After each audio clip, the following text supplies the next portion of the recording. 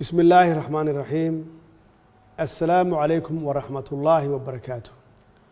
waxaa maanta oo ku aadan 15 May halkan aan ku xuseynaa sanad guuradii 77 ee ka soo wareegtay aasaaskii golihii dhalinyarada Soomaaliyeed ee SYL waxay mahad u sugan tahay allihii 13 dhalinyaro ee aasaasay ururka SYL ka dhaliyay Soomaali horseedna uga dhigay hogaaminta iyo kamira dhalinta halgankii muddada dheeraa soo socday ee keenay isku duubni dulqaad adkaysi wadajir midnimo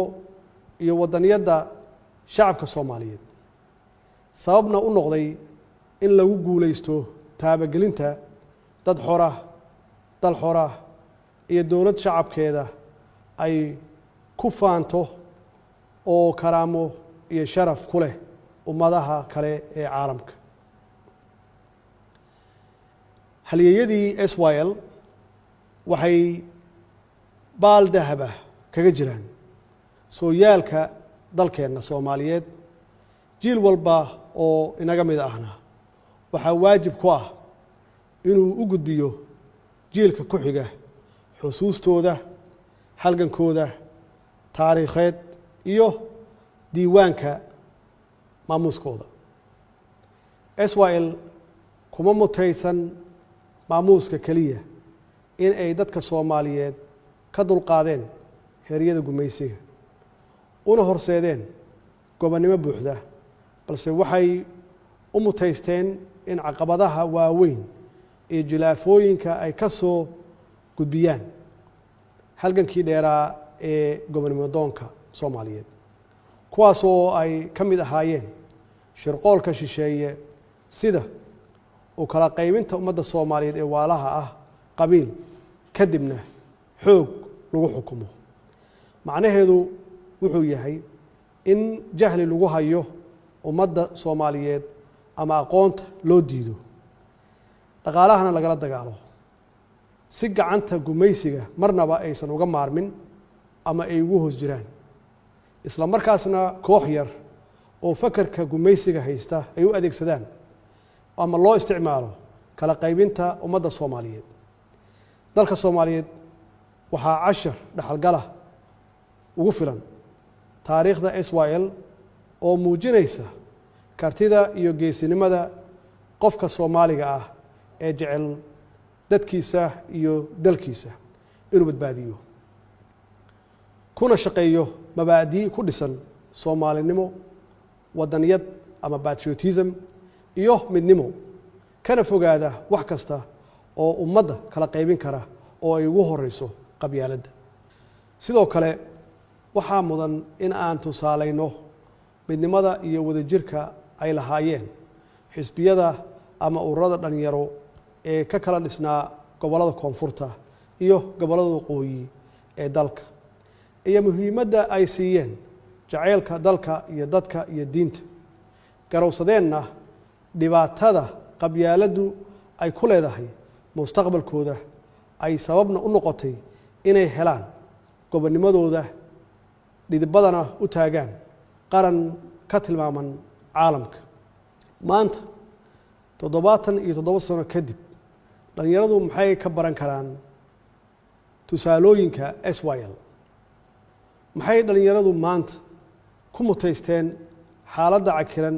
ama dhibka ay ku jiraan maxay dadka ku hadaaqaya ama ku dhawaaqaya qabyaaladda u hayaan mustaqbalka dhalinyarada Soomaaliyeed ee maanta jooga annagoo aragnay cashar fiicanna ka helnay 30 sano ee ugu dambeeyay khasaaraha ay lahaan karto in qabyaalad iyo wadajir la'aan ay jirto dhalinyarada waa rajada kaliya ee dalku leeyahay dalkuna waa hodan dadkiisuna waa sabool waxaa looga bixi karaa saboolnimada dhalinyarada oo israacda oo ka shaqeysa dawladnimo wadaniyad wadajir iyo horumarka dalka dadka waxaa looga baahan yahay dulqaad dawladduna waxa ay ku hogaaminaysaa rabitaanka shacabka oo ku dhisan dimuqraadiyad iyo doorasho xalaal ah sida dalalka hore u maray. dowladdu waxaa ka go'an in tallaabadaas ay horey u qaado sida aan horey uga shaqeynay dowlad wanaag, waxqabad, wada shaqayn iyo ammaanada ummadda in aan loo isticmaalin dana gaar ah. maanta waxay ahayd inaan dabaaldegyo waaweyn ku maamusno taariikhdeenna dahabiga ah, balse duruufaha uu sababay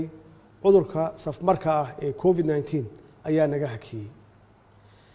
dhalinyarada Soomaaliyeed maanta iyagaa hormood u ah dadaalka xooggan ee dalka looga samata bixinayo cudurkan COVID-19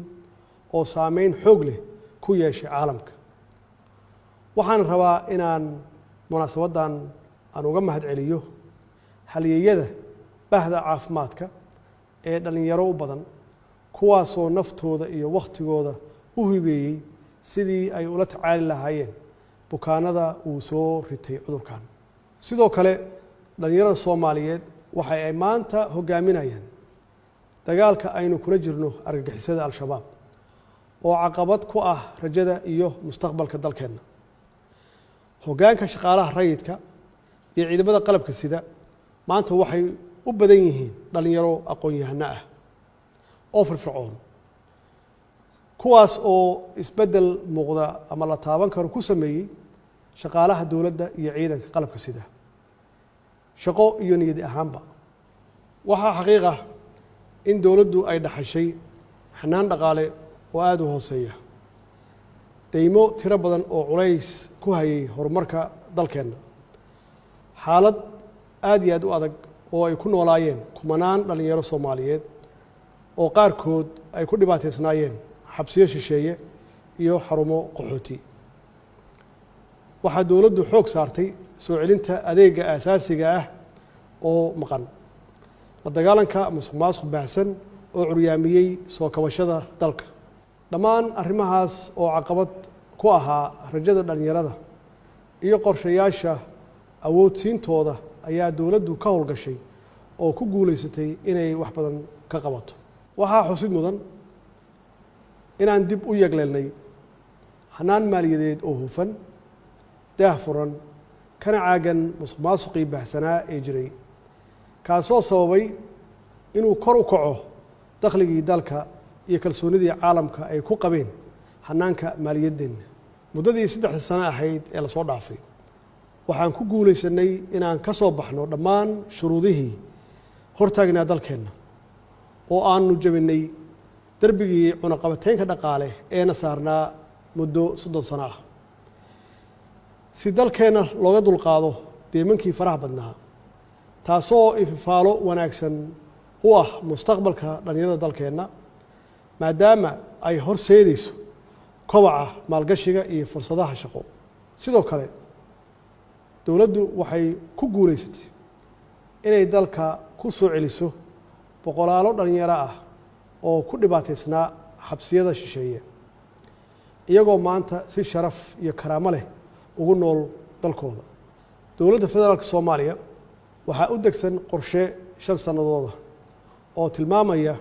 meeshii aan shalay ka nimid, heerka maanta aan marayno ama aan joogno, higsigeena biri iyo himilada aan doonayno inaan gaarsiino shacabka iyo dowladnimada Soomaaliya. waxaa hubaala dhalinyarada Soomaaliyeed meel kasta oo ay joogaan inay farxad gelinayso guulaha taariikhiga ah ee aan ka gaarnay qorshayaashii dib u habeynta hay-adaha amniga, joogteynta xaqsiinta shaqaalaha dowladda, kobcinta dhaqaalaha, awoodsiinta dhanka siyaasadeed ee dhalinyarada, dib u habeynta hay-adaha garsoorka iyo cadaaladda, dhiirigelinta maalgashiga iyo soo celinta maqaamka siyaasadda arrimaha dibadda ee maanta ku tilmaaman inay tahay mid ka turjumaysa rabitaanka iyo aragtida shacabka Soomaaliyeed. dardaarankayga dhalinyaro wuxuu yahay oo aan rabaa inaad fahamtaan muhiimadda ay leedahay ilaalinta danta guud oo loo baahan yahay in la wada ilaashado sida qaranka iyo dowladnimada. waxqabadka dowladnimadu waa hanti dhaxal noo wada ah kulligeen oo dalkoo dhan uu leeyahay. ilaahay waxaan ka baryaynaa inuu naxariistiisii janno siiyo dhammaan haliyadii u soo halgamay xorriyadda aan maanta haysanno dalkeenna ilaahay waxaan ka baryaynaa barwaaqo iyo nabad waarta uu ka yeelo innagana uu naga dhigo kuwii ilaashada dhaxalka ay inooga tageen haliyadii SYL wasalaamu calaykum waraxmat ullaahi wabarakaatuh